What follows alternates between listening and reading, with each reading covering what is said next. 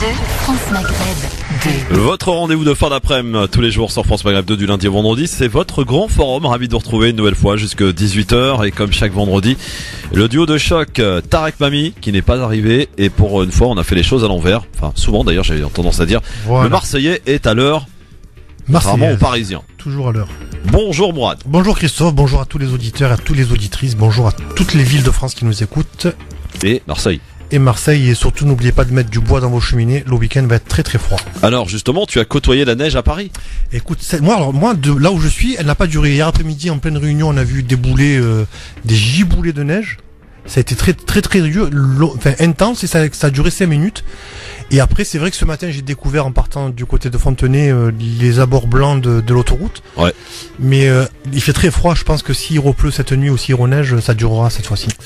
Oui, bon, ça va pas durer des masses puisqu'à partir de dimanche, ça remonte les températures, donc ça va encore un petit peu de patience, ça devrait le faire. Et dans le sud aussi, il neige de partout. Hein. Ouais, il y a 11 départements qui sont en vigilance orange pour neige et verglas. Donc évidemment prudence pour ceux qui notamment, entre autres, prennent la voiture, mais à pied aussi parce qu'il paraît, on m'a dit qu'il y a eu pas mal de chutes ce matin quand les gens ont commencé à prendre les bus, etc. Il y en a qui sont plein qui sont tombés. Donc prudence, on y va tranquille, voilà. On marche pas sur la neige comme on marche d'habitude. On prend un peu de précaution, voilà. Bon, une fois, toutefois. Ou alors on marche avec les chaussettes. Oui, voilà, c'est ça peut être sympa. Alors Mourad, on va parler de quoi avec toi ? Alors on va parler, si l'emploi du temps nous le permet, de l'affaire de Bobigny, donc de la condamnation du premier adjoint au maire et de son bras droit qui entre-temps est devenu directeur général de la ville, Kainouch Mogadam, qui ont été condamnés de manière très sévère pour avoir séquestré une ancienne élue qu'ils avaient accusée, à tort ou à raison, on ne saura jamais, d'avoir divulgué le fait que l'épouse d'un membre du gang des barbares, vous vous rappelez l'affaire d'Ilan Halimi, oui. avait été embauchée au sein de la mairie de Bobigny. Donc cela avait été dénoncé. Ces personnes-là avaient considéré que la fuite venait de cette élue qui s'appelle Sabrina Saïdi. Et donc on en parlera tout à l'heure dans la vie tranchée. Absolument. Voici le sommaire de cette émission de ce vendredi. Nous sommes le 1er décembre. Ça y est les amis, c'est parti. Le grand forum avec Christophe Roux sur France Maghreb 2. Au programme de ce grand forum pour ce vendredi, personne ne peut critiquer les Émirats Arabes Unis. À Aden, sans crainte de représailles, leurs forces sont répandues partout. Elles peuvent arrêter et emprisonner n'importe qui. Au Yémen, les Émirats Arabes Unis dirigent Aden comme un protectorat. Une plainte a été déposée à la CPI. Nous en parlerons avec notre invité dans quelques minutes avec l'avocat Joseph Broham. Nous ferons aussi un petit tour par la Tunisie pour parler de la comparution de l'ambassadeur tunisien en France devant un juge d'instruction à Tunis qui lui a adressé une convocation donc à Abdelaziz Rassa, ambassadeur de Tunisie en France, en vue de l'interroger dans le cadre de l'affaire où est également cité l'actuel ministre de l'énergie. Quel cadeau a-t-on appris mardi après-midi? Tentaculaire, l'affaire est en passe de devenir une affaire d'État plus qu'embarrassante pour le gouvernement Chahed. En Palestine, le petit-fils de Mandela a estimé que la situation des habitants était encore plus grave que l'apartheid en Afrique du Sud. Pour lui, il affirme que Israël est le pire régime d'apartheid dans le monde. La question LGF, justement, après 10 ans de division, la bande de Gaza doit revenir dans le giron de l'autorité palestinienne dans les tout prochains jours. Est-ce un espoir d'une vie meilleure pour les habitants de Gaza? C'est la question que l'on vous pose et à laquelle vous pouvez évidemment répondre, que ce soit sur Facebook France Maghreb 2 ainsi que sur Twitter LGF officiel. Et pour terminer évidemment tout à l'heure comme chaque jour, Libertad en fin d'émission. Sans filtre, vous pourrez nous appeler au 01 40 33 9000. LGF, le grand forum, c'est parti jusque 18h avec aujourd'hui Mourad Goual, notre Marseillais qui est là, et Tarek Mami. Tarek Mami, bonjour. Bonjour Christophe, bonjour à toutes, bonjour à tous. Bon, alors, écoutez messieurs, on a un programme ultra chargé. Mourad n'a pas encore dit bonjour. Si, il était là. C'est toi qui es arrivé avec 20 minutes de retard. Ah non, d'accord. Christophe l'a précisé. Voilà, alors, la question... Pas en retard. Commencez pas. Question du jour aujourd'hui que l'on pose, vous savez que dans quelques jours, la bande de Gaza va être dirigée par l'autorité palestinienne après 10 ans de division. Est-ce que c'est un nouvel ère ou un espoir, j'ai envie de dire, pour la population de Gaza? On vous pose la question clairement aujourd'hui sur Twitter ainsi que sur Facebook. Sur Twitter, vous êtes 33% à dire que oui, alors que sur Facebook, c'est 53% de oui. En l'occurrence, est-ce que Tarek Mami, ça va peut-être changer la vie des Gazaouis, ce changement d'autorité? ou de direction de gérance, quoi. En 2 phrases courtes. Sur le fond, ça ne changera pas grand-chose, puisque même s'il y a la bataille entre Fatah et Hamas, le principal obstacle à la paix dans la région, c'est Israël. Et si Israël continue à fermer la communication entre les 2 parties, donc ça ne changera rien sur le fond. D'autant plus que Israël exige aujourd'hui qu'on enlève les armes de Hamas et plein de choses sur le fond. Par contre, c'est très très fort et c'est très important sur le plan psychologique dans les rapports entre Palestiniens, où la population palestinienne de Cisjordanie et de Gaza va avoir petit à petit l'impression qu'elle reconstruit une solidarité, excusez les mots que je mettrai entre guillemets tribale, c'est-à-dire patriotique ou nationaliste en d'autres termes, et ça va leur permettre de se convaincre qu'en fait cette unité est nécessaire et que leur seul ennemi, comme dans toutes les colonisations, c'est le colonisateur, pour faire simple. Mourad, est-ce que ça va changer la vie des citoyens? Est-ce que l'autorité palestinienne gère? Moi, je pense que c'est un retour en arrière qui est pas favorable aux Gazaouis. Et je suis pas d'avis à Tarek, justement, parce qui ont été bombardés hier, hein, les Gazaouis. Oui. Voilà, parce que les Gazaouis ont quand même exprimé de manière démocratique et de manière intensive leur volonté de ne pas être affidés à cette au Fatah, tout simplement, qui n'est rien d'autre qu'une officine de l'État israélien et des États occidentaux. Et notamment, surtout, je pense qu'ils n'ont pas voulu de cette réunion, parce que c'est ça, une réunification en tout cas politique sur leur dos, parce que le Hamas avait l'avantage d'avoir assaini les administrations. Il y avait beaucoup moins de corruption, il y avait beaucoup moins de choses qui marchaient mal. On avait une administration qui marchait de mieux en mieux, au contraire. Peut-être des privations d'électricité, mais ça c'était pas du fait on pouvait pas leur reprocher à eux de couper l'électricité. Mais voilà, ça s'était assaini, et je pense que ce retour en arrière avec une réunification politique, toi tu crois moyennement, si j'ai bien compris. J'y crois pas du tout, et c'est pas bon pour les Gazaouis. Pas du tout. Moi j'y crois pour le peuple. Je crois pas pour la classe politique. Très bien. Alors bien sûr, on va ouvrir notre premier sujet. On va parler des Émirats Arabes Unis qui, a priori, sont accusés de pratiquer, de considérer, on va dire plutôt le Yémen comme un protectorat. Pour y pratiquer notamment des violences, ils arrêtent un peu qui ils veulent, ils les mettent en prison, etc. On va en parler avec notre premier invité qui est avec nous, maître Joseph Breham. Bonjour. Bonjour. Bienvenue sur France Maghreb 2. Alors, pour faire un petit peu lumière sur cette affaire, expliquez-nous de quoi il s'agit. Je pense que tout le monde a entendu parler du fait que depuis 2015, il y a une guerre extrêmement lourde, extrêmement dure. Alors, tout le monde peut-être pas, hein. Tout le monde peut-être pas, maître, hein, mais oui, en tout cas, nous, on en a entendu parler. Bon, donc il y a une guerre, je ne sais pas si tout le monde a entendu parler, mais au Yémen, depuis 2015, une guerre qui fait rage entre les Houthis d'un côté, soutenus par pas mal de Yéménis, et de l'autre des militants soutenus par l'Arabie Saoudite et les Émirats Arabes Unis. Et nous avons été saisis quand je dis nous, je parle de mon cabinet d'avocats, nous avons été saisis par une association qui s'appelle l'Arab Organization for Human Rights au Royaume-Uni, pour des possibles crimes de guerre commis non pas par les Émirats Arabes Unis, mais par des armées de mercenaires stipendiés par les Émirats Arabes Unis sur place. Et on parle de torture, on parle de massacres indiscriminés, et on parle d'utilisation d'armes interdites. Voilà, pour faire la version très très courte de notre plainte. Alors, pour la rendre encore plus courte, si vous permettez, cher maître, parce que comme sur le Yémen, il y a beaucoup de confusion, on va préciser que les Houthis sont des citoyens yéménites. Bien sûr, tout à fait. Oui, tout à fait. Voilà. Allez-y, Christophe. Alors, pour ce qui est du Yémen, je crois qu'il y a une petite complication, parce que justement, le Yémen n'a pas signé le traité de Rome, c'est ça ? Oui, en fait, la difficulté principale dans ce dossier, et pour que la Cour pénale soit compétente, il faut normalement que les États, les belligérants, aient signé et ratifié le statut de Rome, qui est le texte international qui crée la Cour pénale internationale. Or là, aucun des 3 États principaux, c'est-à-dire les Émirats Arabes Unis, l'Arabie Saoudite et le Yémen, n'avait signé et ratifié le statut de Rome. Et donc on a été obligé de ruser, si je peux me permettre, c'est-à-dire d'utiliser un chef de compétence extrêmement restrictif, qui est ce que l'on appelle la compétence rationnée personnée, c'est-à-dire la compétence en fonction de la nationalité des auteurs des infractions. Et bon nombre de mercenaires payés par les Émirats Arabes Unis sont soit australiens, soit colombiens, soit du Panama, soit du San Salvador. Et tous ces pays-là sont des pays qui ont signé pour le coup, et qui ont signé et ratifié le statut de Rome. Et c'est pour ça, c'est grâce à ça, et c'est un peu novateur, que l'on a réussi que l'on a réussi à estimer qu'il y avait compétence pour la Cour pénale internationale. Peut-être pour une question plus juridique, Tarek, c'est votre spécialité. Un peu. Alors, cher maître, la question qui se pose, est-ce que le fait que beaucoup d'éléments mercenaires de la fameuse société Blackwater américaine, qui a beaucoup sévi en Irak, qui a changé de nom pour devenir Academia, le mot glisse, le fait que son patron est recherché juridiquement aux États-Unis parce qu'il risque 25 ans et qu'il soit lui le chef sur le terrain au Yémen, est-ce que ça donne un argument juridique plus fort ou un point, puisque vous avez plusieurs branches, comme on dit dans votre métier? Le patron en question est américain. Oui. Or, les États-Unis n'ont pas signé et ratifié le statut de Rome. Mais il est recherché aux États-Unis. Oui, mais ça, c'est pas un problème de droit international, c'est un problème de droit national américain. D'accord. Donc ça ne donnera pas compétence à la Cour pénale internationale. Ce qui en revanche donne compétence, c'est que le fait que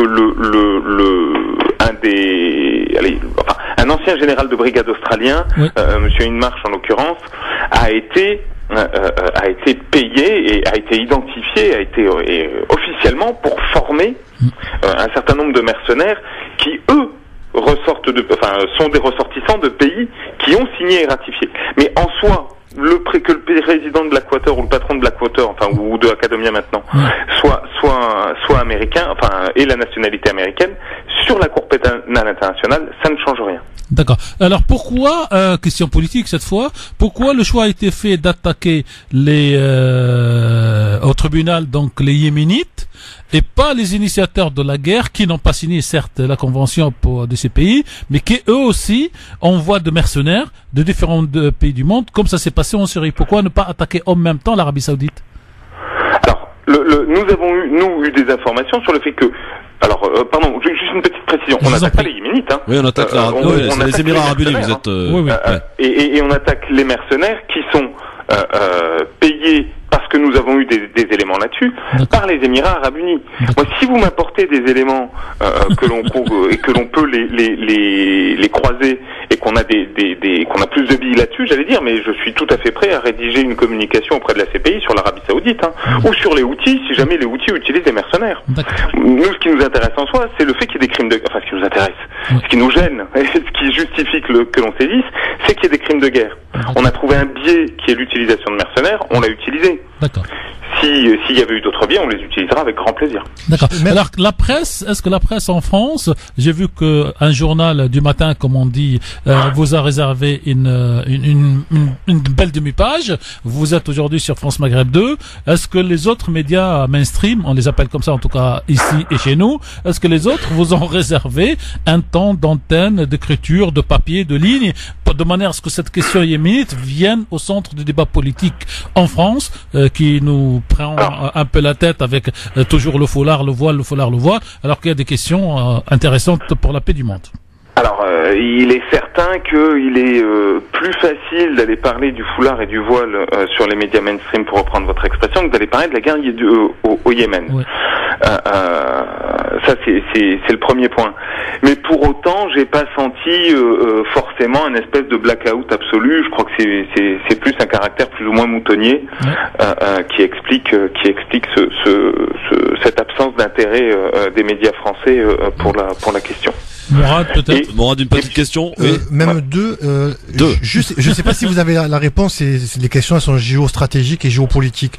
Pourquoi ce conflit qui aujourd'hui a quasiment 15 ans, pourquoi il a transité chaque fois dans son apparence? C'est-à-dire qu'au début c'était un conflit frontalier, après c'était un conflit régional, après c'est devenu un conflit politique avec la chute de Salah, le président, et maintenant ça devient un conflit ethno-religieux. Donc pourquoi justement il y a toutes ces mutations sur le dos de ce conflit? Et ensuite, la deuxième question, si vous avez la réponse, je la pose comme ça vous répondez sur les deux. Pourquoi les Houthis refusent l'accord de paix par la fédération, par la constitution d'une fédération étatique? Alors, moi je fais du droit. Ouais. La politique. Non mais non mais c'est pas un piège, mais vous avez peut-être les éléments qu'on n'a pas nous. Mais c'est pas mon sujet. J'ai quelques idées. Donc ok, mais c'est pas, enfin, je suis pas qualifié pour en parler. Si vous voulez, j'ai quelques copains qui sont profs de sciences politiques qui pourront peut-être vous répondre. Mais bon, je pense pas que, enfin, je pense pas que mon avis, qui n'est pas du tout qualifié, ait le moindre intérêt. Voilà. Enfin voilà.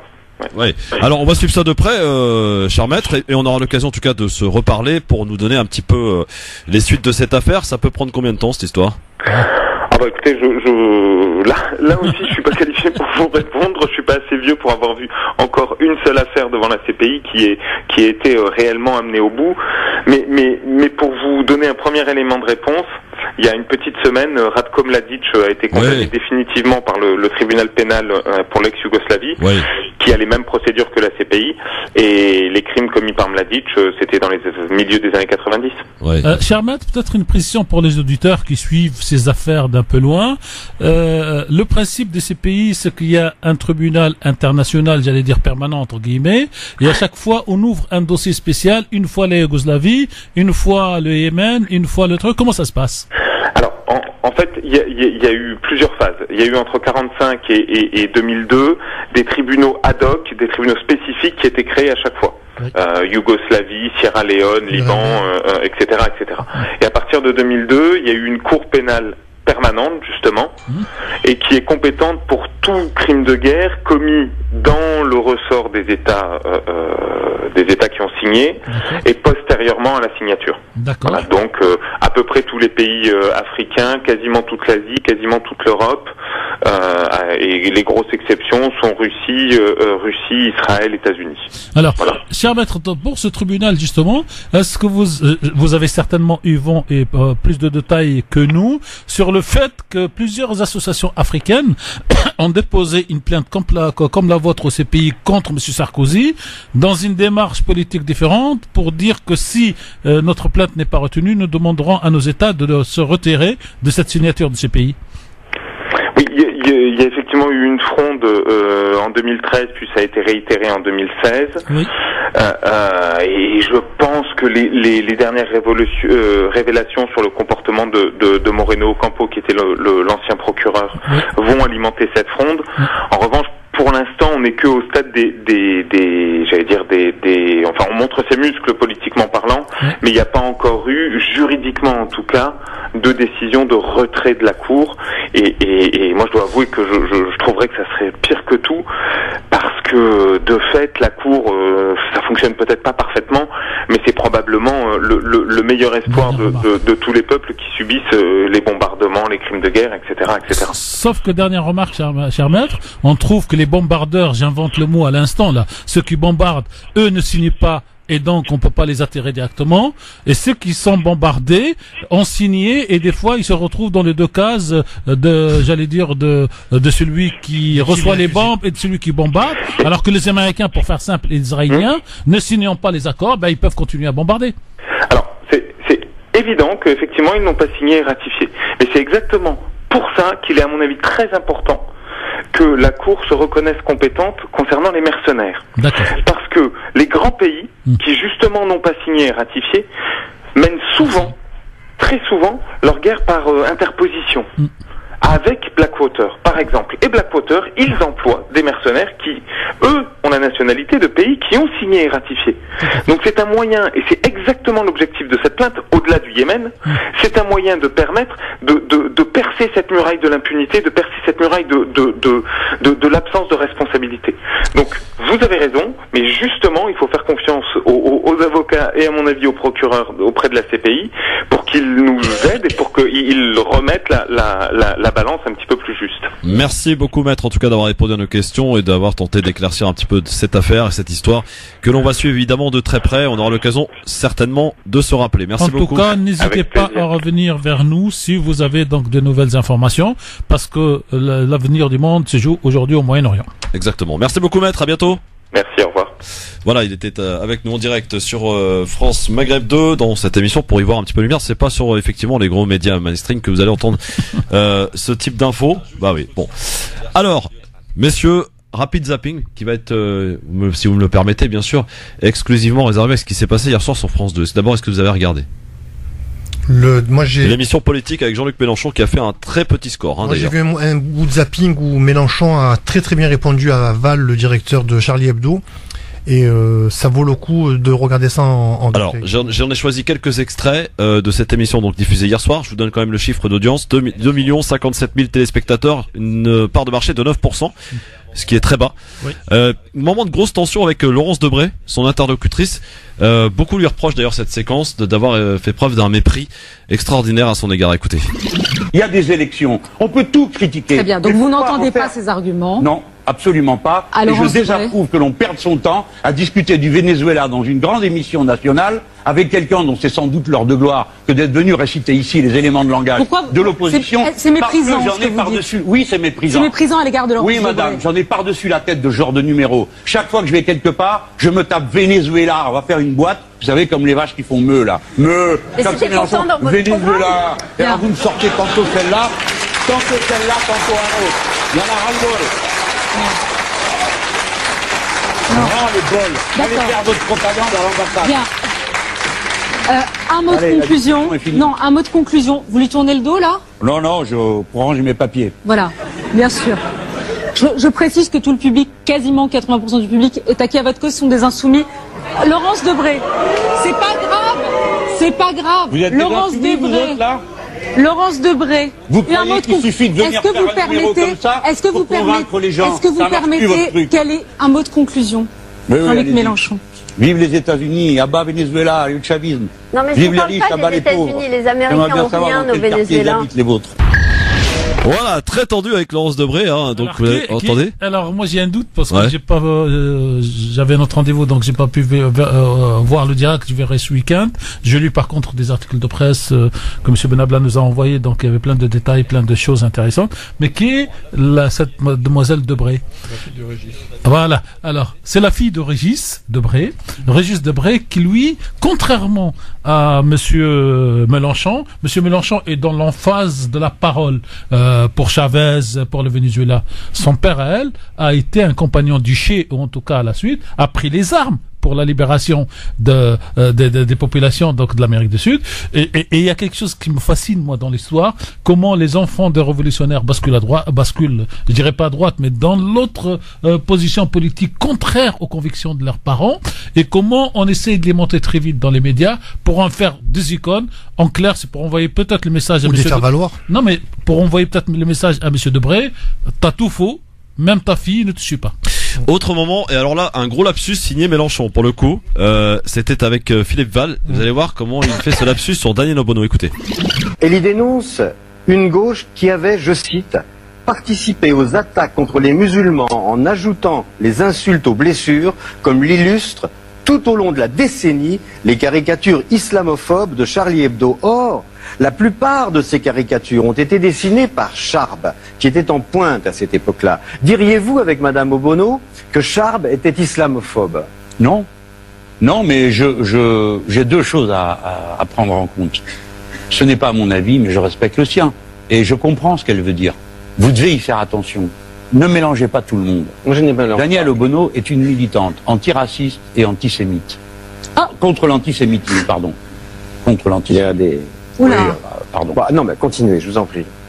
Vous admettez que j'ai... Oui, non, mais j'admets. Bon. On n'est pas là... Elle est absolument Voilà. exempte de quelques mauvaises pensées sur ce sujet. Lapsus, bon, ça peut arriver, hein, mais quand même. Mais Bah, la droite va prendre de toute une mission 2 heures que cette phrase-là. J'ai vu encore une fois dans un des mails envoyés que un journal d'extrême droite, pro-sioniste, pro-israélien, efface le mot qui est avant antisémite et ne garde dans une espèce de tweet que le mot antisémite. Ouais. non, Voilà. puis ce mot est tellement répété dans les échanges, Ouais. il pénètre les inconscients. Alors, dans un instant, je vous ferai écouter un troisième et dernier extrait de ce débat. C'était vers la fin, avec les journalistes et notamment Nathalie Saint-Cric. Alors là, ça a été très violent, parce que Mélenchon leur a reproché un reportage diffusé dans le 20h, un reportage tronqué, et se sont d'ailleurs excusés. Bon, Mélenchon, évidemment, s'en est donné à cœur joie, hein, devant Nathalie Saint-Cric. Vous voulez et toute dire que c'est l'équipe.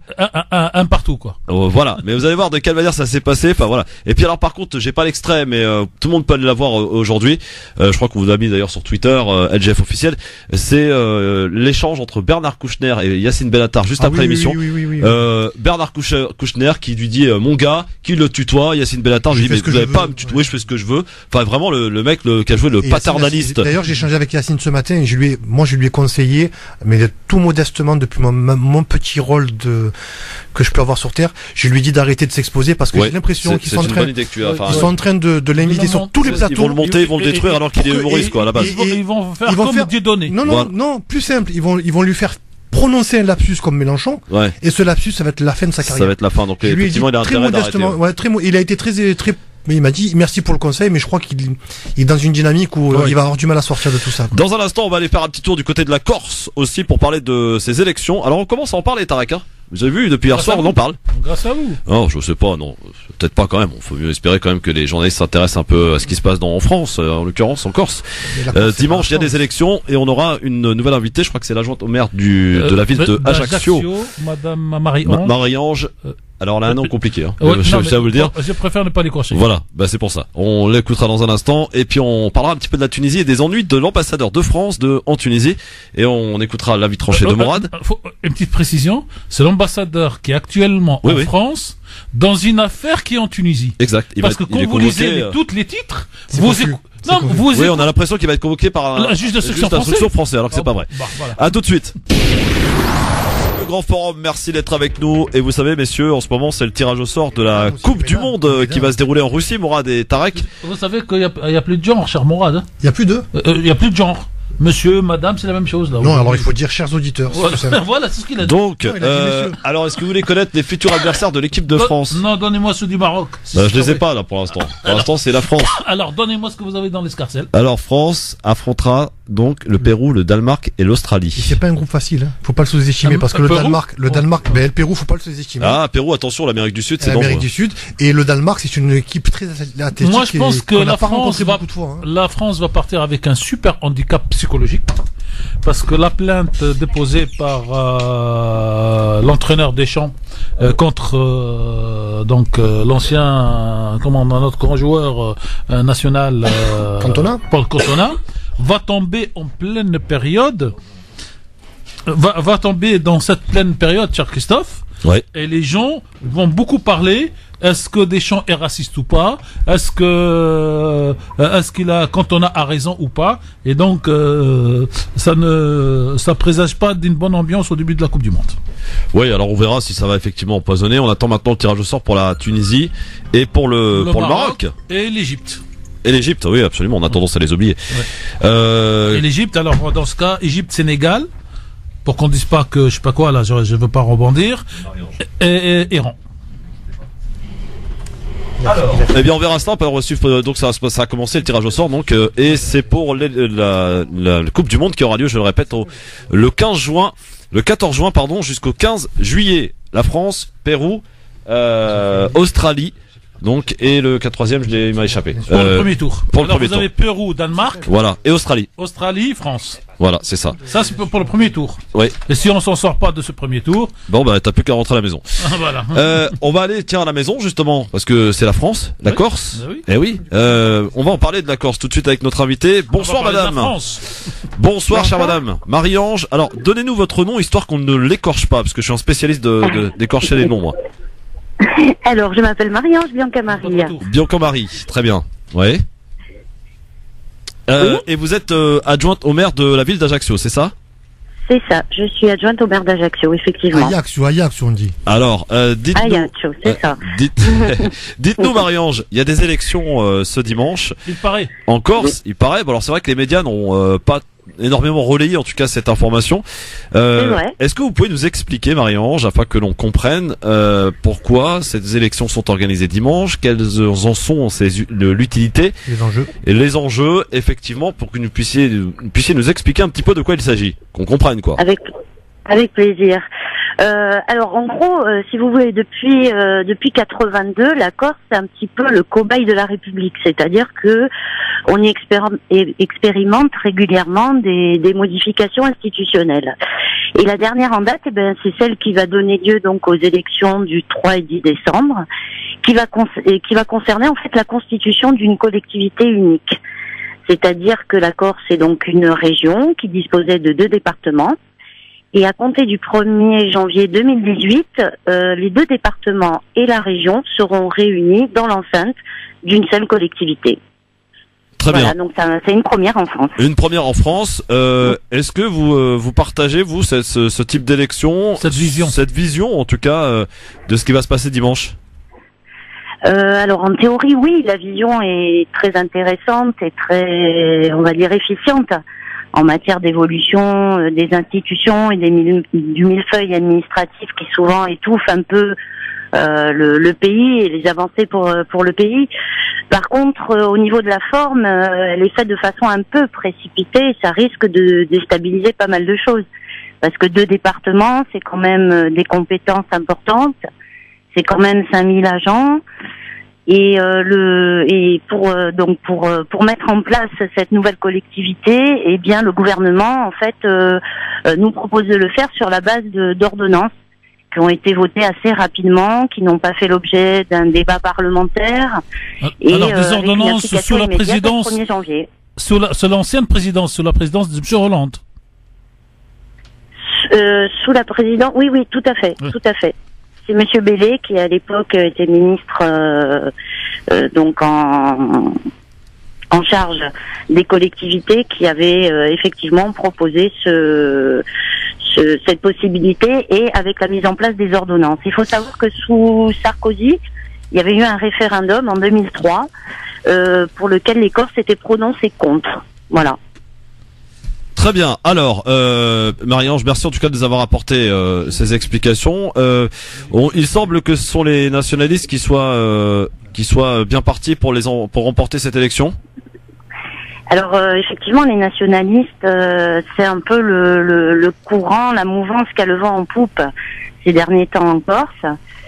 Et effectivement, ils sont pour l'instant visiblement de ce que les sondages en disent, avec toute la réserve et les guillemets que l'on peut mettre effectivement à ce que les sondages disent, mais quand même qui les positionnent comme en tête des résultats, oui. Très bien, merci beaucoup en tout cas Marion. Alors Oui, peut-être une dernière question. Mourad, une question et Oui. moi-même une En question. fait, ma question, Christophe l'a devancée, mais elle peut se compléter par celle-là. Qu'est-ce qui fait que les nationalistes résistent au vent macroniste, en fait? Bah parce qu'ils vendent le même programme. Changement, virer l'ancienne classe Elle politique. va nous répondre. Oui, allez-y. Et vous avez donné en partie la réponse, c'est-à-dire que cette vague de dégagisme qui a eu lieu au niveau du continent avec l'arrivée de Macron, eh bien effectivement sur la Corse, elle est plutôt portée par le courant nationaliste. D'accord. Alors la question pratique que je souhaite, Marie-Ange, qu'est-ce que concrètement ça pourrait ou pas changer dans la vie quotidienne des citoyens, puisque vous avez été un département, vous avez été coupé en 2, vous revenez à un seul département. Est-ce qu'il y aura dans la vie pratique des changements au quotidien? Il y aura moins d'élus? Alors, il va y avoir moins d'élus. Il va y avoir moins d'élus, effectivement.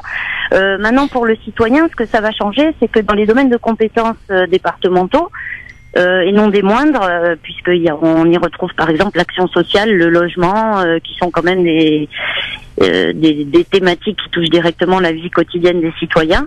Et bien au lieu de s'adresser à leur département, ils s'adresseront au service de la région. Donc en clair, les 2 départements vont devenir une région. C'est ça. Voilà, ça peut. C'est la simplification du millefeuille administratif. Non mais pour les auditeurs, c'est comme ça La plus simple. simplification, ouais. Alors là, par contre, j'aimerais poser une question qui n'a pas forcément un rapport avec les élections, mais je veux m'adresser à la Corse, la Corse que vous êtes.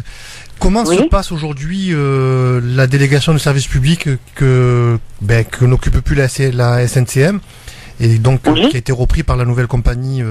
Aidez-moi parce que j'ai oublié le nom. Corsica Linea. Voilà, Corsica Linea. Aujourd'hui, comment se passe le service public avec cette compagnie, puisque apparemment c'est très calme, on n'entend plus il y a plus de conflits sociaux, il y a plus trop de problèmes. Ouais, ça c'est la grande bonne nouvelle pour nous Corses et puis pour tous les gens qui viennent nous rendre visite. C'est que effectivement, on n'a plus du tout entendu parler de grève, il n'y a plus de grève.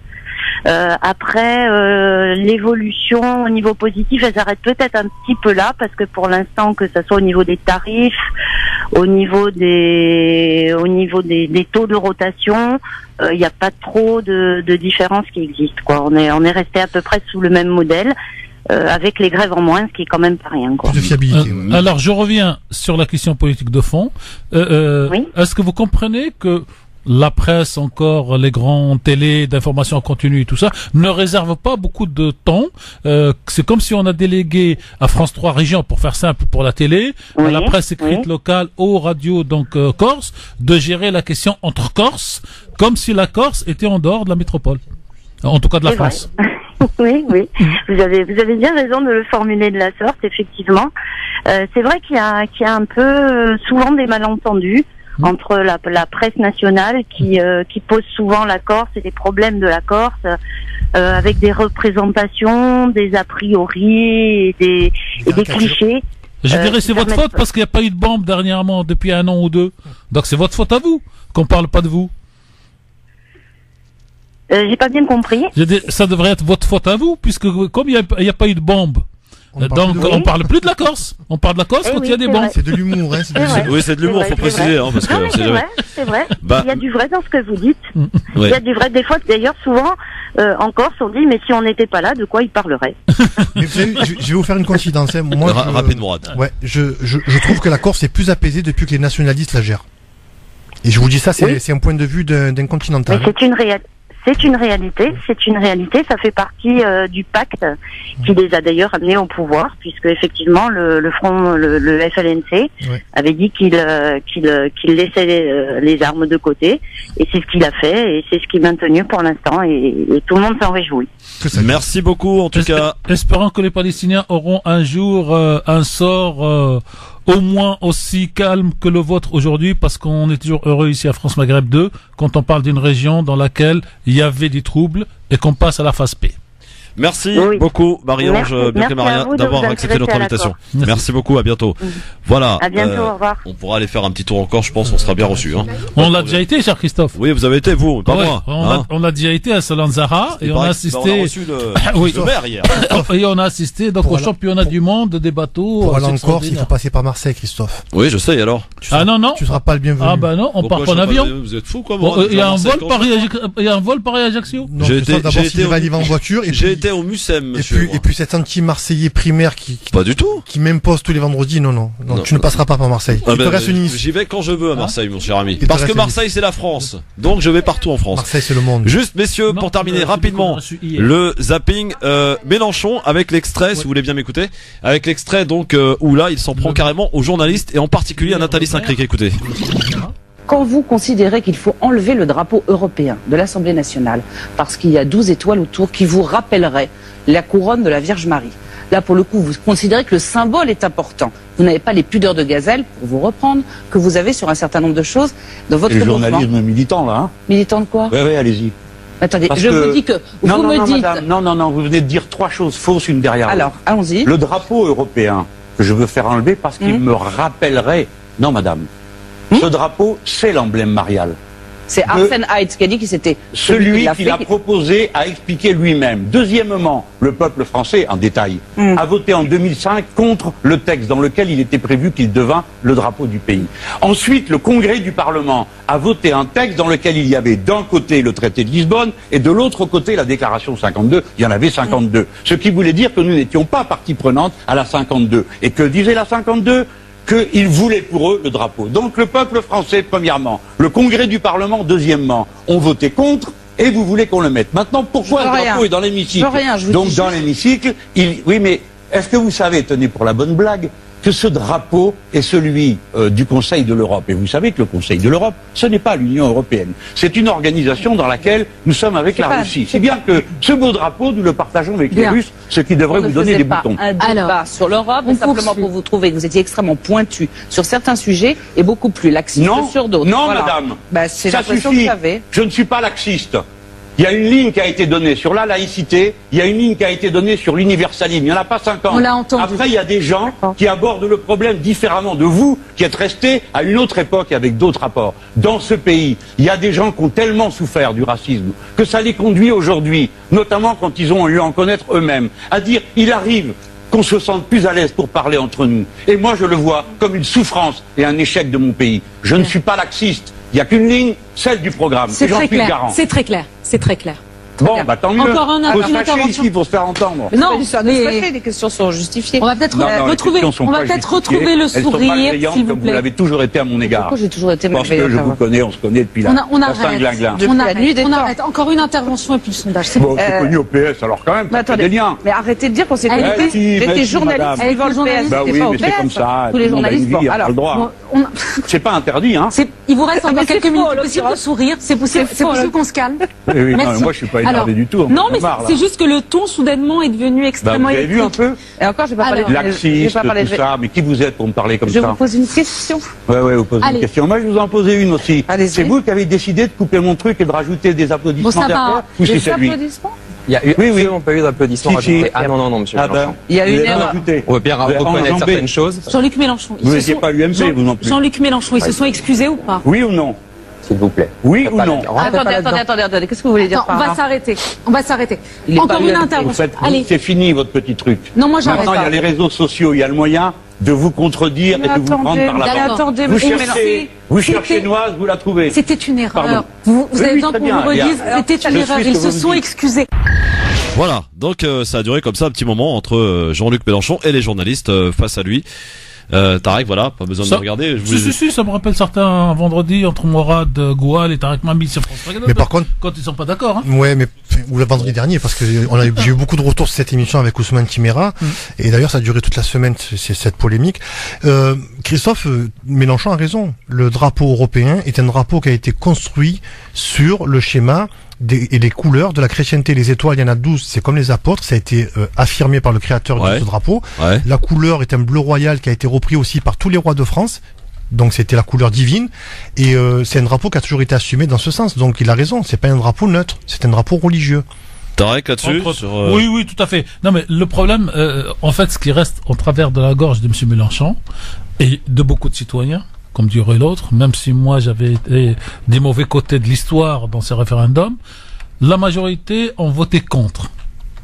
Et Sarkozy et la classe politique viennent derrière. Contre à Maastricht. Ah oui, et contre, Et on s'est fait avoir avec le traité de Lisbonne. Non mais attendez. Et donc à quoi ça sert de poser la question au peuple que quand Si c'est décidé, ouais. quand le peuple dit non, on fait le contraire. Et donc ça c'est quelque chose qui est resté en travers de la gorge de monsieur Mélenchon et de plusieurs autres, y compris de certains qui se voulaient être démocrates en disant à partir du moment où on a voté contre, ça doit rester contre. Et donc après, ça rentre dans la polémique. Et effectivement, il y a beaucoup de jeunes citoyens qui commencent par militer dans des partis de droite ou de gauche, voire d'extrême Tout à fait, droite, pour ne pas les nommer, grands sénateurs aujourd'hui, donneurs de leçons à l'Assemblée nationale et au Sénat, ministres de la Défense par ailleurs, et qui avec l'âge, c'est loin de la politique, prennent d'autres fonctions comme les journalistes et viennent jouer la sainte nitouche en termes politiques, c'est-à-dire donner des leçons. Bon, si cette demoiselle a été au Parti socialiste qui l'a connue, faut pas dire non, oui, non, oui, non, oui. Eh ben, faut Par assumer contre, jusqu'au bout. ce qui est quand même choquant, c'est que on est passé 3-4 minutes sur un sujet aussi anodin qu'un drapeau. On s'en fout que le drapeau soit affiché ou pas. Ah non, et non, qu'on non, est... c'est- non, non, mais mais- Tarek, c'est pas sur une émission une émission de grande écoute comme celle d'hier, enfin qui n'est plus grand, plus beaucoup, mais en tout 2 cas. millions 2 millions 700 c'est de l'argent public. 7 000 téléspectateurs. C'est de l'argent public. On convoque un responsable de parti politique qui a quand même un groupe parlementaire à l'Assemblée nationale et on passe 4 à 5 minutes à lui poser une question sur un drapeau, mais on marche sur la tête. On va Bon. faire un peu de foot, cher Christophe. Ah. Alors, je donne les résultats. Ouais, allez-y, donnez-nous les résultats, Tarek Pami. Vous retenez surtout ça bien en tête, chers auditrices, chers auditeurs. parce C'est le que tirage nous au sort de la reviendrons. Coupe du Monde dont on parle, hein, je Voilà. précise. La poule A, Oui, Russie, oui, Arabie Saoudite, oui, Égypte, oui. Uruguay. Alors, moi je donne l'Uruguay et l'Égypte qualifiés. Bon, la poule, Mourad, écoutez un peu. Écoutez le foot. Mourad. La poule B, Portugal, Espagne, Maroc, Iran. Ouh là là là là, là ça va être très dur pour le Maroc. Là, je propose aux Iraniens et aux Marocains de jouer chez eux puisque ils sont proches. Bon, Espagne, Portugal se respectent un peu la oui, logique. et Portugal, Espagne, ils peuvent jouer chez Et eux. j'espère que aussi. le Portugal gagnera parce que c'est un club, un pays que j'adore. La poule C, Vendu, France, Australie, alors la France, l'Australie, le Danemark. Pérou et le Danemark. Alors là, moi je donnerai une petite surprise, France-Pérou qualifié. La poule D. Moi j'y crois au Pérou, hein. Christophe, j'y crois moi aussi. hein. Amérique du Sud, attention. Oui, Coupe D, Vous poule savez, D. il y a une superbe expression. Non. Ici, c'est le Pérou. Ouais. Vous perdez pas le nord. Hein. Non. Bon, ensuite. Alors, on a la poule D, Oui. Argentine, Oui. Islande, Ouh. Croatie, Nigeria. Croatie, très Allez, fort. Argentine, Nigeria, j'y crois. Non, Croatie. On prendra les notes et on les gardera pour le premier tour. La Croatie. Ouais. La poule E, Brésil, Ouais. Suisse, Ouais. Costa Rica, Ouais. Serbie. Bah, Brésil. Ah, Brésil, Suisse. Brésil, Suisse. Allez. La poule F, Allemagne, Mexique, Suède, Corée du Sud. Et je ferai un petit papier sur la Corée du Nord tout à l'heure. Allemagne, Suède. Qualifié. La poule G, la Belgique, Ouais. la Tunisie, Oh là là. l'Angleterre et le Panama pour ceux qui ont de l'argent à cacher. Bon, alors là, on peut dire que ça va être bien disputé entre la Belgique, la Tunisie et l'Angleterre. Parce que l'Angleterre est pas si forte qu'elle Non, l'était mais auparavant. la Belgique, elle est favori. Ouais. La Tunisie, elle a peut-être un coup à jouer. Ce sera peut-être plus facile que le Maroc d'ailleurs. La poule H, comme Hélène, Pologne, Sénégal, Colombie, Japon. C'est le groupe de Allez, la mort. non, Si, c'est un groupe très Sénégal, fort. Colombie. Allez, Bien sûr. Sénégal, Colombie. Voilà. Ça y est Retenu? Ouais. Eh Mais ben, quand nickel. même, Quand même quoi? l'Algérie, elle manque. Ah oui. Bah oui, mais il fallait faire le boulot, les gars. Ah ouais. Fallait se qualifier. Voilà. Bon. Il y a des fois où j'ai pas envie de faire des commentaires, je sais pas pourquoi. Ouais.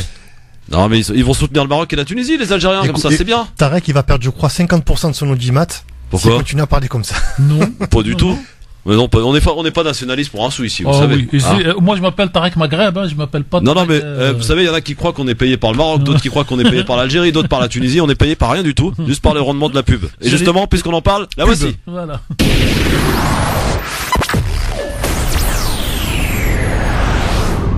France Maghreb 2, France Maghreb 2. Merci d'être avec nous en direct sur France Maghreb 2. En direct avec Mourad Goual et avec Tarek Mami qui sont avec nous, bien sûr. Dans un instant, on va parler de la Tunisie. On va aussi parler de la Corée du Nord avec Tarek Mami dans son avis tranché dans un instant. Et puis on va parler du petit-fils de Mandela qui est parti en Palestine. Et il y a vu des choses terribles. Et il a donné son avis. Il a vu Gaza, en tout cas la Palestine, occupée. Excusez-moi. Exactement. Alors, pour l'heure, on va rester en région parisienne. Depuis qu'il est arrivé à Paris, Mourad ne peut plus se passer de la région parisienne. Il va nous parler d'une ville du côté de Bobigny pour nous révéler une petite histoire. Écoutez bien, mesdames, messieurs, c'est parti pour la vie tranchée de Mourad Goual. Jingle.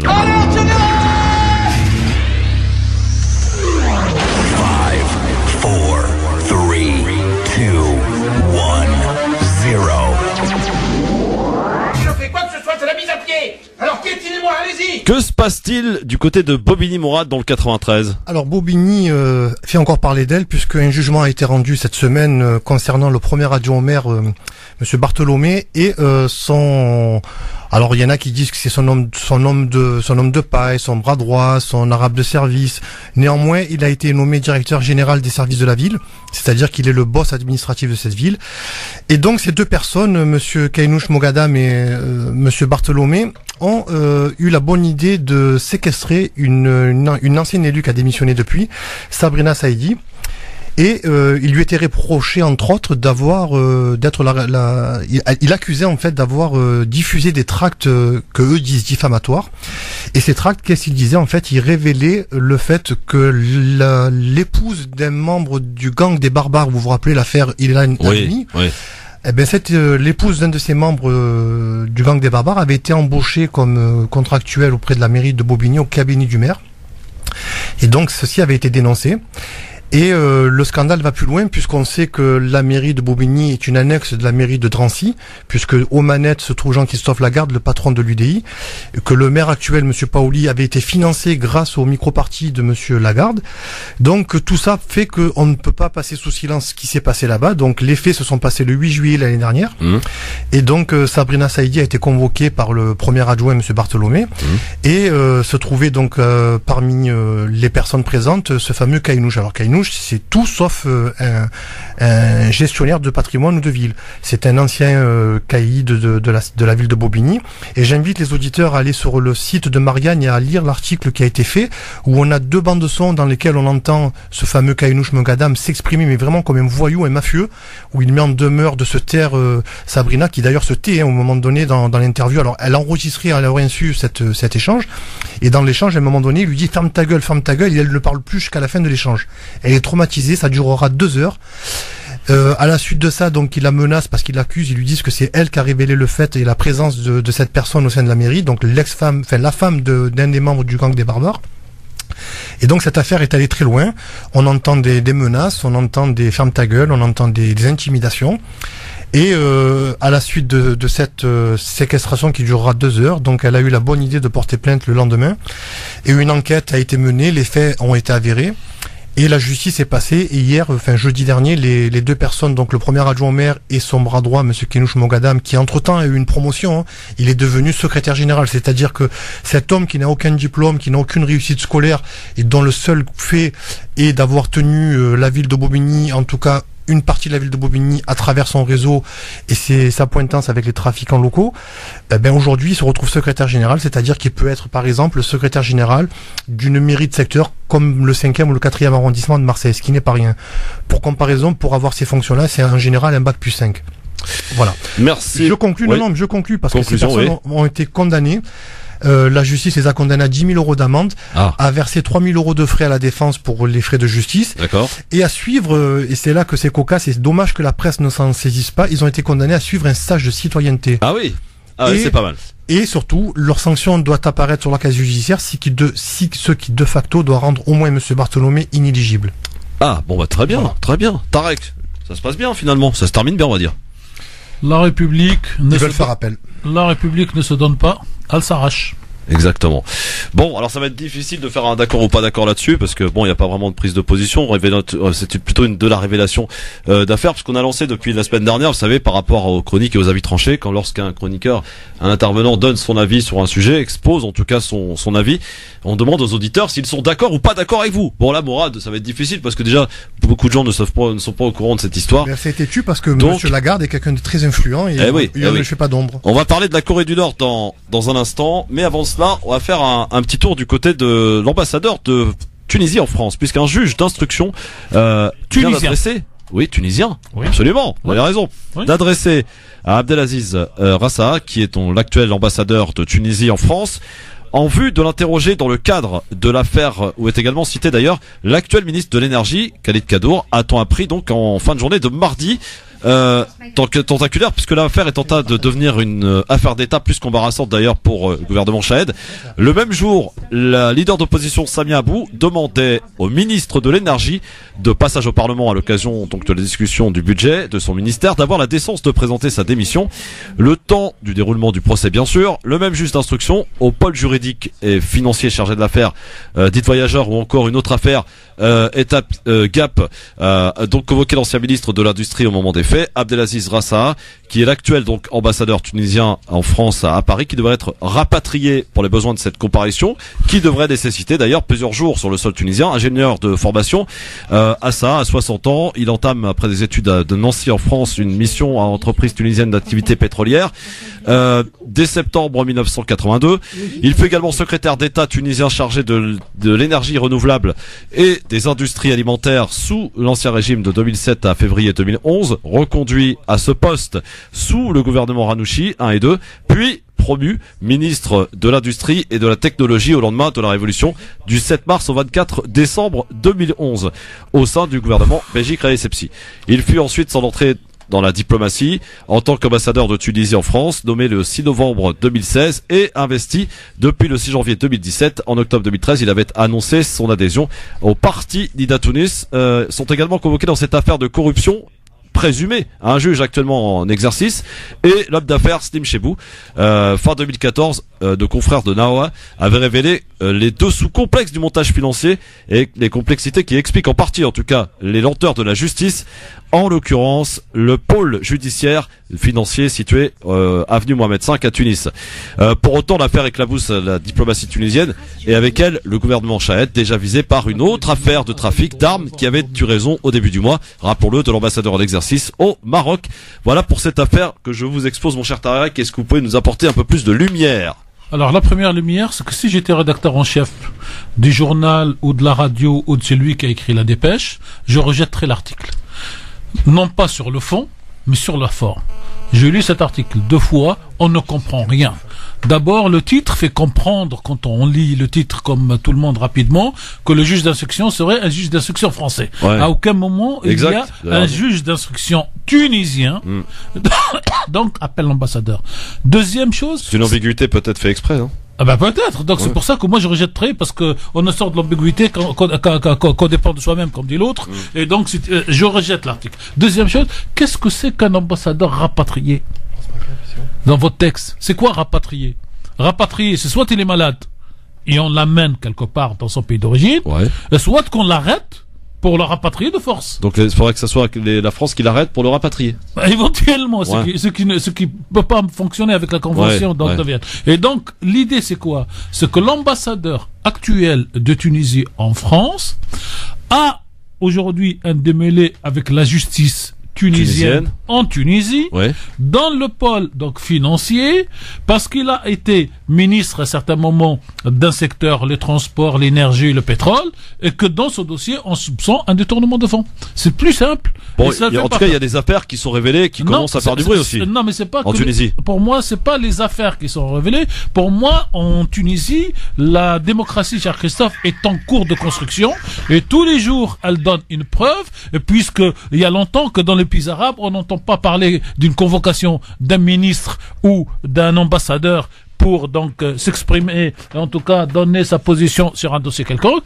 Je vous rappelle juste que l'ancien ministre, cher Christophe, chers auditrices, chers auditeurs, des Finances, a été soupçonné pour la même chose et qu'il a démissionné pour pouvoir se défendre. Donc c'est une très bonne nouvelle pour la Tunisie, mais une très bonne nouvelle qui est très mal présentée dans la presse, ici en Tunisie et ici, parce que moi je l'ai vu sur 3 sites, alors que l'affaire a été très bien décrite en 2014 en Tunisie, avant que ce monsieur ne devienne ambassadeur, sur un site qui s'appelle Nawat. Et donc voilà comment vous prenez une belle information pour mettre en valeur un pays, la démocratie qui avance, et vous la transformez en une chakchouka tunisienne. Bon, bah moi je regarderai que la chouchouka tunisienne parce qu'elle est bonne au moins. Allez, on va passer à un autre avis. Moi, je sais pas si tu souhaites t'exprimer là-dessus, la Tunisie, tu peut-être connais. Non, moi je trouve que c'est bien que ce pays règle ses comptes et lave son linge sale. Ouais, mais on lave son linge sale en famille. Non, la justice elle est publique et elle se cache pas, et c'est bien que ça se fasse à la vue et au su de chacun, et que ce diplomate puisse être ne serait-ce qu'entendu par un juge. Je pense que ça devrait inspirer un peu la justice algérienne et ça ferait du bien. Voilà, là par contre ils ont du boulot. Ouais, il y en a quand même pas mal. Non, on n'oublie pas, et je précise à nos auditeurs, que c'est un Algérien qui s'exprime. Absolument. Ils vont croire qu'on fait de l'Algérien privé. Allez, on va passer maintenant à un autre pays, à un autre avis tranché signé Tarek Mami, puisqu'on va parler de la Corée du Nord. Jingle. 5, 4,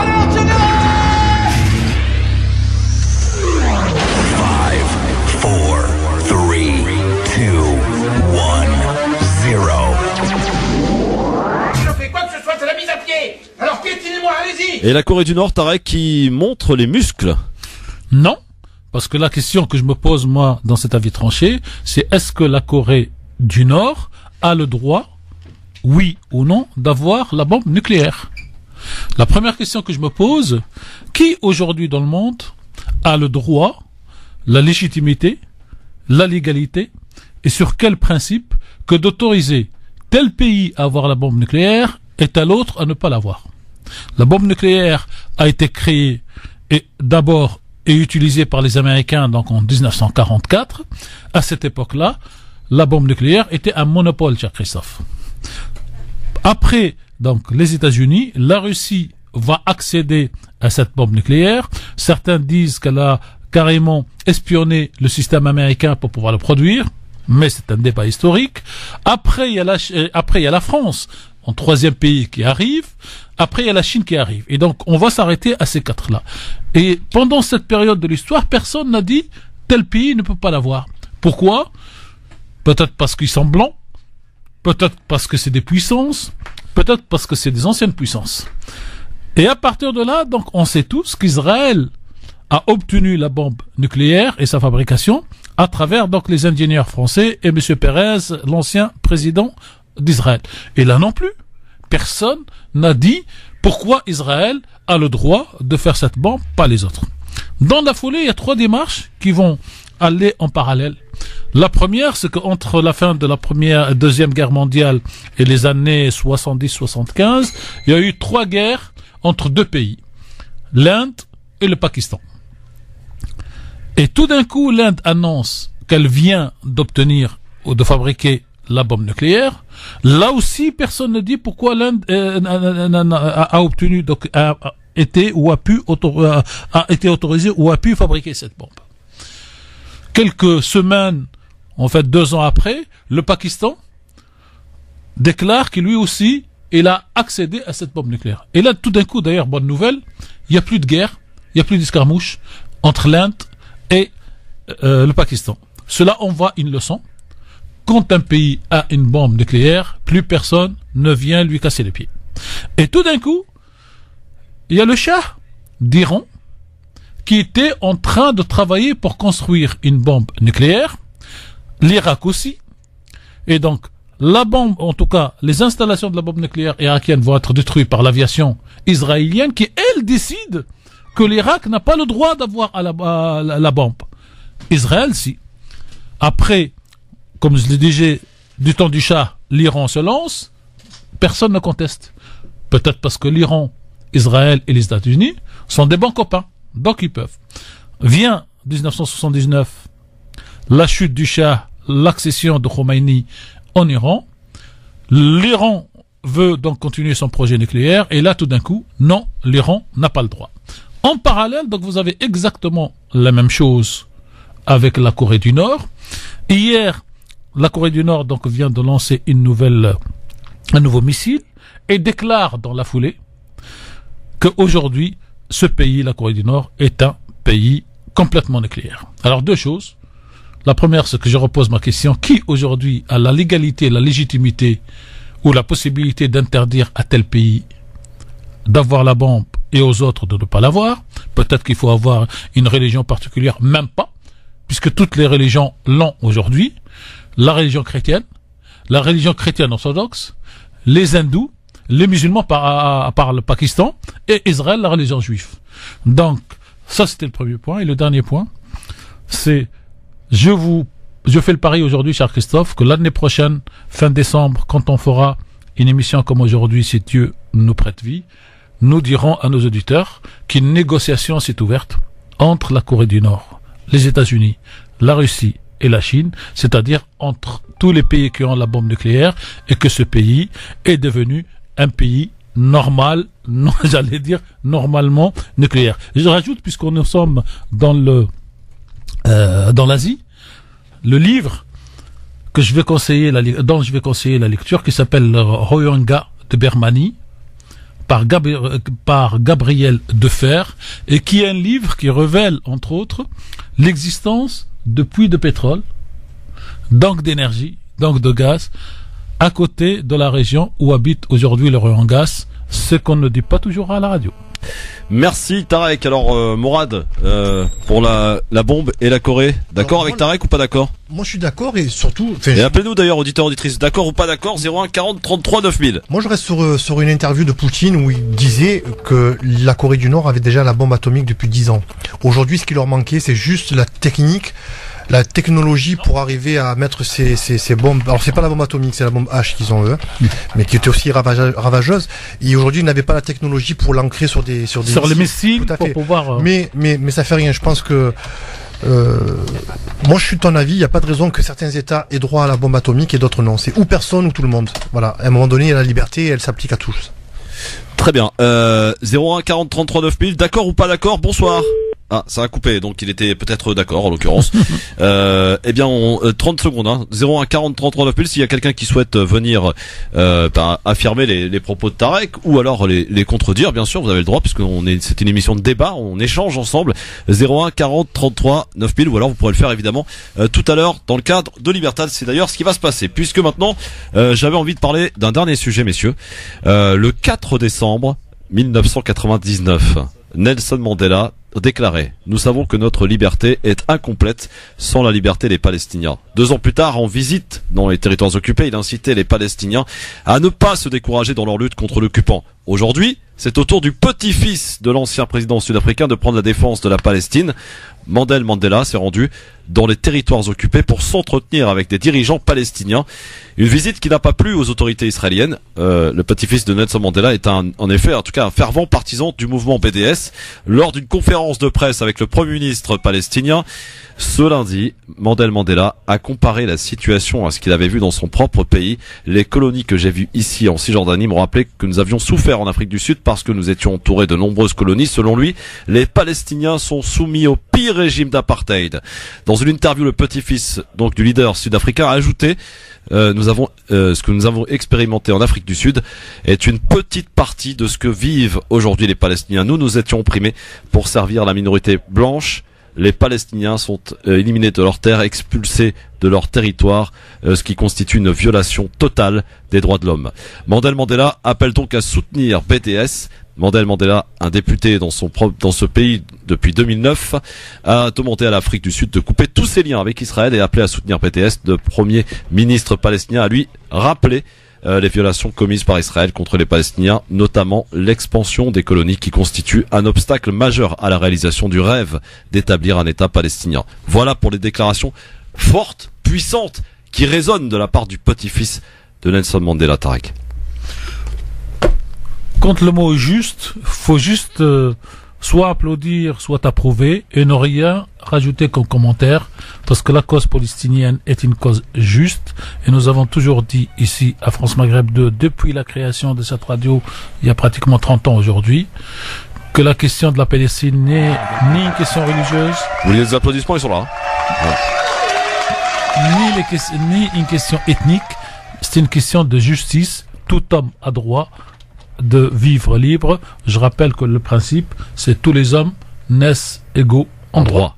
Absolument. C'est aussi une réponse du berger à la bergère, puisque faut pas oublier que lorsque le grand-père de Mandela Mandela était justement dans les geôles du régime fasciste et apartheid d'Afrique du Sud, le seul État occidental, on va dire civilisé et démocratique qui a apporté son aide à ce régime-là, c'était quand même Israël, faut pas l'oublier. Oui, et ils avaient fabriqué justement la bombe nucléaire ensemble. Et quand donc les responsables de l'apartheid ont décidé donc de mettre fin à leur système, ils ont détruit les bases de la fabrication de la bombe nucléaire en Afrique du Sud. Voilà, en tout cas, c'est des propos, en tout cas, et des mots qui résonnent très fort, hein, surtout quand ça vient quand même du petit-fils de Nelson Mandela, qui font écho et rappellent donc cette magnifique phrase prononcée en 99 de Nelson Mandela: notre liberté ne sera jamais complète tant que la liberté ne touchera pas les Palestiniens. En quelque sorte, je vous ai fait un chouchouka là pour le coup, mais ça ressemble bel et bien à cela. C'est une phrase qui résonne encore aujourd'hui. Notre liberté ne sera complète que quand les Palestiniens auront leur propre liberté. Moi, je trouve bien que les descendants de grandes figures comme ça, des combats révolutionnaires, comme le fils de France Banon, qui est aujourd'hui diplomate algérien, le petit-fils de Mandela, c'est bien que ces gens-là aujourd'hui s'impliquent dans des conflits, dans des oppositions diplomatiques où ils apportent leur poids et leur avis. Ça rend populaire des conflits des fois. Alors, je ne sais pas s'il y a possibilité, messieurs, de pouvoir faire un petit rappel de la question que l'on pose aujourd'hui, la question du jour, à propos de cette réconciliation palestinienne, puisque dans quelques jours, les territoires de Gaza, la bande de Gaza va être sous le giron de l'autorité palestinienne, et on se pose la question ici, dans le grand forum, est-ce que ça va porter un petit espoir pour la population, les habitants de Gaza? Vous répondez donc sur Facebook France Maghreb 2 ainsi que sur Twitter LGF officiel. La petite précision, Christophe, bien sûr, l'accord a été signé il y a plusieurs semaines, et elle ne revient pas, comment dire, c'est les deux qui se réconcilient et pas un qui dit à l'autre t'as complètement raison, parce qu'il y a des conditions de part et d'autre. Bien entendu, mais est-ce que ça peut apporter en tout cas un petit espoir de bien-être, ou en tout cas de vivre mieux, hein, parce qu'ils peuvent pas vivre pire, là ça peut être difficile quand même pour les habitants de Gaza? Ça donne quoi, Morad? Alors dans la question que tu poses, donc on a 58 sur Facebook, 58% de oui et 42% de non. Ah, c'est bien, donc les Facebookers sont optimistes alors pour la population de Gaza. Je crois que sur Twitter c'est différent.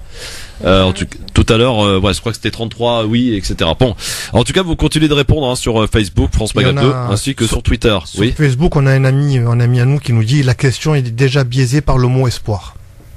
Ouais, bah non, pourquoi on peut pas avoir un peu d'espoir? Ils peuvent pas avoir un peu d'espoir, la population de Gaza? Ouais, peut-être c'est un mot qui aujourd'hui ne correspond plus à la réalité des Gazaouis, l'espoir. Bon, allez, dans un instant. Alors pour ça, Nous avons un superbe mot, cher Mourad, qu'il faut toujours retenir quand quelqu'un réagit comme ça. Vous avez le célèbre mot justement de Mandela, c'est invectus. Et invectus signifie, en français facile, être maître de son destin. Et le poème, donc, invectus, dit que chaque fois que je me lève le matin et que je suis en plein désespoir, quel que soit l'endroit dans lequel je suis, y compris quand il était dans le Joal, je me rappelle que tant que je suis vivant, je suis maître de moi-même, je suis invectus. Et cet invectus est un poème du XVIe siècle d'un prisonnier qui renvoie l'espoir et dit c'est pas parce qu'aujourd'hui je suis en tôle ou en géole ou en prison que je ne dois pas me battre pour récupérer ou pour recouvrer ma liberté. Invectus. Alors sur Twitter, par contre, c'est l'inverse. On a 38 et 62%. Bon, eh bien oui, comme quoi c'est pas la même chose. Hein. Twitter, Facebook, des fois c'est pas les mêmes qui votent. C'est pas les mêmes publics. Même pas le même public, effectivement. Il y a des jours comme hier, par exemple, on était quasiment pareil pour Mélenchon. Hein. Est-il encore l'homme de la situation Parce que c'est les mêmes pour publics. les insoumis? C'est le même public qui répond. Voilà, bah je sais pas. Ouais. Bon, en tout cas, dans un instant, messieurs dames, vous allez pouvoir le lâcher. Là, vous avez envie de parler à Mourad, à Tarek Pami ou à moi, eh bien vous allez pouvoir nous appeler pour nous dire ce que vous avez envie de nous dire en toute liberté, en précisant qu'il y a toujours notre filtre anti. A tout de suite sur France Maghreb 2 pour Libertad. Le grand forum sur France Maghreb 2. Et là, je dois vous dire, messieurs, j'ai envie de vous applaudir avec mes quatre... Enfin, j'allais dire mes quatre mains, j'en ai que deux. Mais mes mains et mes pieds. Parce qu'aujourd'hui, vous avez été d'une discipline exemplaire. Je vois que plus on approche de la fin de l'année, plus vous devenez sages, les enfants. C'est bien. Les sujets étaient sérieux, on les a respectés. Bon, c'est bien. Tarek, au top. C'est parti pour Libertad. Les auditeurs, auditrices de France Maghreb 2 peuvent nous appeler de n'importe quel endroit où vous vous trouvez, que ce soit d'ailleurs du côté de Lausanne, comme notre auditrice que l'on salue d'ailleurs, qui nous écoute en Suisse. Au Canada, on aimerait bien avoir des nouvelles de Samir du côté du Canada, du côté aussi des États-Unis, enfin bref, de partout dans le monde. 0033 1 40 33 9000, ça c'est pour ceux qui appellent d'étrangers, pour ceux qui appellent de France. 01 40 33 9000. Je ne sais pas qui vous êtes, ni ce que vous allez nous dire. Dites-le, en tout cas, en toute liberté. France Maghreb 2, bonsoir. Et en toute courtoisie. Ah bah, oui, bonsoir. Bonsoir madame. Christophe et à vos invités. Quel est votre prénom? Saléha au téléphone donc de Paris. J'ai appelé la dernière fois, mais c'était à la dernière minute, donc vous n'avez pas saisi du tout ce que je voulais demander. Dites-nous. Ce que je voulais proposer plutôt. Alors, je ne sais pas si vous avez eu l'occasion d'écouter exactement El Blanco, Manuel Valls, c'est-à-dire sur Radio J, il a été le 22 novembre, date anniversaire de Radio J. Il était donc l'invité vedette à ce dîner. Donc apparemment, franchement, je ne sais pas si vous l'avez écouté. Sinon, allez-y sur podcast. Oui, sur on dit podcast. Podcast, oui, podcast. Voilà. Mais on voilà. avait très bien saisi, madame. Hein. Saléha, on avait... Désolé. Alors donc, écoutez-le. Franchement, il a attaqué non seulement les Maghrébins, c'est eux qui ramènent les...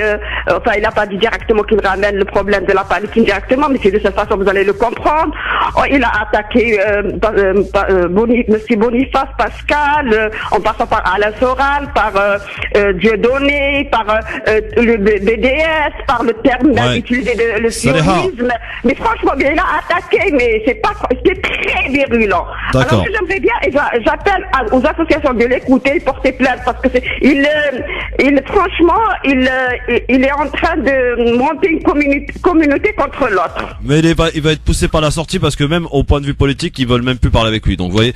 Merci beaucoup Saléha. Oui, mais attendez, il y a le sens dans le Oui, merci beaucoup Saléha parce qu'il faut qu'on aille vite. Mais les auditeurs aussi ont le droit de s'exprimer. On a bien compris, en tout cas, saisi ce que vous demandiez.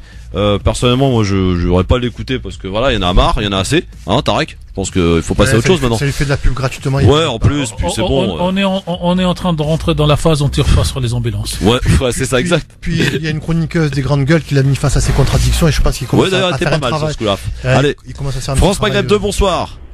Oui, bonsoir Christophe. Bonsoir, votre prénom et ville d'appel, cher monsieur. C'est tard du Havre. Bonsoir le Havre. Ça va? Ça va très bien et vous? Là, il y a trop de pluie, franchement, on voit rien. J'ai appelé juste pour vous dire bonjour. Ah bah c'est super gentil. En plus, votre radio, franchement, rien à dire, surtout sur les points politiques. Il y a des gens dans la politique qui n'ont rien à faire dedans. Merci. Et prudence sur la route. Alors donc il pleut beaucoup au Havre. D'ailleurs pour la petite histoire, je suis allé au Havre il y a pas longtemps, enfin il y a quelques années, à assister à un mariage. Je suis arrivé le samedi à midi. Jusqu'au dimanche soir où je suis reparti, il a fait que de pleuvoir. C'est à cause de toi, c'est pas. Je sais pas, peut-être. Non, là où tu vas, il pleut. Sauf à rajouter qu'à Paris, il a neigé là depuis 24 heures. Ah oui, vous avez vu ce manteau blanc qu'on a eu hier soir. Ouais. Il a surpris tout le monde. Hein. Allez, là où il y a Marseille. France Maghreb 2, bonsoir. Oui, bonsoir. Bonsoir, quel est votre prénom et votre ville d'appel, cher ami? Salim de l'Essonne. Qu'est-ce qui se passe, Salim? En fait, je voulais simplement tirer un coup de chapeau au petit-fils de Nelson Mandela par rapport à ce qu'il a fait. Parce que il faut, pour moi, Israël, c'est ce que fait Israël, c'est exactement ce que faisaient les nazis à l'époque. Alors c'est votre opinion. Je veux dire, la souffrance ne se mesure pas, ne se calcule pas, ne se compare pas. Mais ce que fait, on va laisser la parole dans la bouche de petit-fils de Mandela, qui dit moi qui ai connu donc l'apartheid et la souffrance, je trouve qu'il y en a plus ici en Palestine. Voilà. Merci Salim. Bah oui. Merci à moi. Merci. Salut, à bientôt et bon week-end. 01 40 33 9000. On fait un bon Libertad aujourd'hui. De qualité, bravo à vous. 01 40 33 9000 pour nous dire ce que vous voulez. Évidemment, faites-vous plaisir. Il reste encore une petite minute sur France Maghreb 2. 01 40 33 9000. France Maghreb 2, bonsoir. Bonsoir, c'est Younes de Marseille. Bonsoir Younes, bonsoir Marseille. On va parler un peu de foot parce que la politique on en a ras. Ça c'est dédicace spécial Mourad ça. Qu'est-ce qu'il y a le foot alors Younes? Qu'est-ce qui se passe? Dis-moi. On a gagné 3-0 Younes. Il y avait le tirage au sort aujourd'hui de la Coupe du Monde. On l'a donné. Figurez-vous, il est tombé contre l'Espagne, le Portugal et l'Iran. Voilà. Ah ouais, ça va être dur hein. Younes, oui. Tu appelles de quel quartier à Marseille? Moi j'habite dans le 15e. Ah. Et vers rue de Lyon ou un peu plus haut? À côté de la Provence ou juste derrière? Tu sais, ça fait 8 mois que je suis à Paris, je souffre. Hein. Ma ville me manque. Courage alors mon cher. Appelez-nous les Marseillais, donnez-moi un peu de soleil. Merci à toi Younes. Figure-toi, cette nuit il a peut-être neigé vers chez moi, vers Septem. Oui. Ah oui. Ah d'accord. Ah ouais, franchement. Merci Younes. Merci Younes, salut Marseille. Ah ben écoutez, bonne chance pour le Maroc alors. Ouais, merci, ça va être dur hein, quand même pour le Maroc hein. Un peu plus facile on rappelle pour la Tunisie. Voilà. 01 40 33 9000. C'est bien bientôt terminé en tout cas. Je pour cette prendrai semaine. les 15 dernières secondes. Hein. Ah d'accord. Je vous les offre. Ah oui. Merci. C'est très gentil, c'est généreux de ta part Mourad. On est une équipe. Allez, un dernier. France Maghreb 2, bonsoir. Allô? Oui, bonsoir. Prénom et ville d'appel. Bonsoir. C'est Moustapha Dousser. Voilà, j'attendais un petit peu la radio. Puis c'est vrai, la question de l'arme nucléaire de tout le monde. Je vois pas pourquoi il y a Israël qui l'a. Il y a certains pays qui l'ont, mais pas tout le monde. Mais moi, ce que je trouve dommage, c'est que tous les dirigeants musulmans ou arabes qui disent rien de tout ça, qui ferment leur gueule, et je trouve ça dommage. Merci monsieur et bon week-end à Auxerre. Je suppose qu'il pleut là-bas comme d'hab, non? Oui, il a neigé un petit peu ce matin. Ah ouais. Alors je sais pas si vous êtes arrivé. Merci beaucoup en tout cas de prendre l'autoroute A6 pour aller à Marseille Mourad. Il y a toujours un endroit où il pleut tout le temps. Hiver comme été, c'est Auxerre. C'est un truc de fou. À chaque fois que je passe là-bas, il pleut. En parlant d'Auxerre, un petit clin d'œil au fameux faux imam d'Auxerre, monsieur Birbache, qui s'est converti au christianisme. Ah oui, c'est converti au christianisme. Faudra qu'on en reparle dans les jours qui viennent. Est-ce que vous croyez que mais c'est pour en utile, rire. franchement? Ah oui, pour en rire. C'était. Ouais, bon. Il est apparu tel petit scarabée dans la série Kung Fu, rasé, très posé dans son discours, les mots pesés.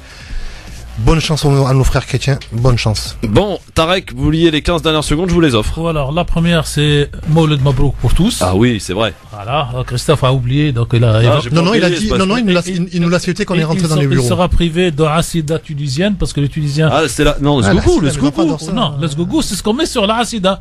Donc, faut pas inverser la règle. Donc, c'est Hassida ou Hassida? En arabe, c'est Hassida. Parce que mes enfants, ils disent Hassida. Hassida. Alors, ça, c'est le plat tunisien, spécifiquement tunisien, pour le Mawlid. Pour les pauvres, c'est juste de la pâte blanche. C'est très sucré. Pour l'angine et la grippe, on le prend aussi. Alors, pour les moyens, c'est shakshuka dessus la sida, et pour les chicos et ceux qui ont un peu plus d'argent, c'est sgougou. Donc c'est bon, c'est sucré. C'est le pain, c'est le fruit de pain. Et deuxième chose, alors je vous renvoie sur les sites internet pour une soirée caritative pour la Syrie. Vous me direz encore une. demain soir samedi, mais on a vérifié, les personnes qui organisent sont des personnes sérieuses, et donc effectivement, alors c'est l'association, c'est vous tapez IOSSM. Ah ouais, je les ai reçus. Voilà, je sais que vous les avez reçus, ouais. cher Christophe. Et donc, la soirée, ce demain, c'est un dîner gala. C'est pour aider les Palestiniens. Et cette association, avec les Syriens, mais c'est pareil, ils sont tous dans la même souffrance, comme dirait l'autre. Et donc, je renvoie, parce que le médecin qui organise cela est quelqu'un de sérieux. Et donc, autant je suis prudent quand on parle de Syrie, pour l'argent, autant que quand on sait qui est derrière et qui fait le travail, c'est avec plaisir qu'on renvoie les gens, parce que l'aide et la solidarité est dans les gènes de France Maghreb 2. Merci à tous. Mawlid Mabrouk de nouveau. Merci Mourad, merci Tarek. Je rappelle aux auditeurs qu'ils peuvent podcaster l'émission sur le site www.francemaghreb2.fr et bientôt vous pourrez d'ailleurs l'écouter depuis votre application téléphone France Maghreb 2 que je vous invite d'ailleurs fortement et voilà, sans réserve à télécharger, que ce soit sur iPhone ou sur Android, donc sur votre smartphone, pour rester ainsi connecté à votre radio France Maghreb 2 partout où vous vous trouvez, y compris à Auxerre. À tout de suite. Et même quand vous vous trompez, vous pouvez bien l'écouter. Ah évidemment. Merci beaucoup Tarek, merci Mourad, bon week-end à tous. Et voici le rappel de l'actualité à 18h01 avec Marine Garel. Bonsoir. Bonsoir à tous. Le tirage au sort de la Coupe du Monde 2018 en Russie, ça se passe en ce moment. La France est dans le groupe C. Le Pérou, le Danemark sont les adversaires de la France. Le Pérou, ce sera le deuxième match de la France. Notez également que l'Uruguay tombe dans le groupe A avec la Russie. L'hiver s'installe en montagne mais aussi en plaine. Météo France maintient 11 départements en vigilance orange, neige et verglas jusqu'à demain matin. Il s'agit des Hautes-Pyrénées, de la Haute-Garonne, de l'Ariège, du Puy-de-Dôme, de la Creuse, de la Corrèze, du Cantal, de la Haute-Loire, du Var, des Alpes de Haute-Provence et des Alpes-Maritimes. Une première mise en examen dans l'affaire Lafarge, mise en examen d'un cadre du cimentier français. Il est poursuivi pour financement d'une entreprise terroriste et violation du règlement européen. 2 autres cadres ont été présentés à des juges d'instruction à Paris. Ils sont soupçonnés d'avoir versé des bakchiches à des organisations djihadistes en Syrie, dont l'État islamique dans les années 2012-2014. Un imposteur devant le tribunal de Versailles. Il est jugé pour s'être fait passer pour un rescapé des attentats du Bataclan. Cet ambulancier de 29 ans avait fait le tour des médias pour raconter son histoire inventée de A à Z. Il avait aussi rempli un dossier d'indemnisation auprès du Fonds de garantie des victimes du terrorisme. Une carte de crédit qui permet de l'évasion fiscale. Elle est proposée par Airbnb aux propriétaires qui louent leur logement. Cette carte bancaire est émise à Gibraltar et elle permet de dissimuler ses revenus car elle n'a pas d'assises sur un compte en banque traditionnelle. Les hébergeurs d'Airbnb peuvent ainsi échapper au fisc et ne pas déclarer leurs gains. Un système qui fait bondir les hôteliers.